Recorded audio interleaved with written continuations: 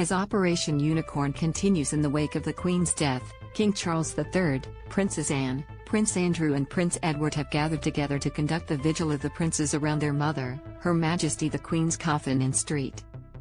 Giles Cathedral in Edinburgh, Scotland. The four siblings joined the Royal Company of Archers, who are tasked with guarding the Queen's casket during its time in the cathedral, for about 10 minutes as members of the public paid their respects. The coffin was draped in the Royal Standard of Scotland and topped with a floral wreath in the Crown of Scotland. For the symbolic stand, King Charles wore a Scottish kilt and stood at the head of the coffin. His wife, Queen Consort Camilla, and Edward's wife Sophie, Countess of Wessex, also sat nearby for the ceremony.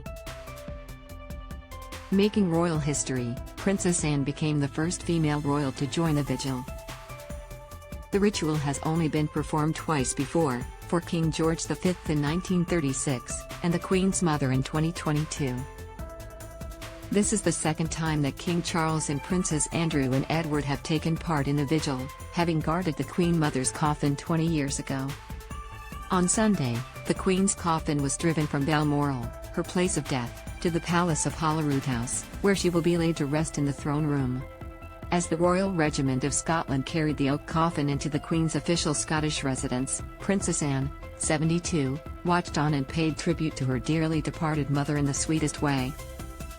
In an elegant fashion, Anne bowed her head and fell into what might be her last deep curtsy for her mother.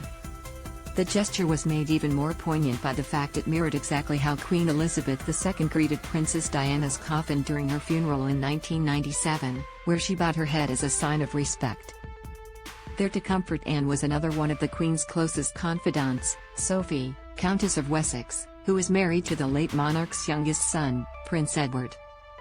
Sophie was pictured rubbing her sister-in-law's back during the somber and emotional occasion.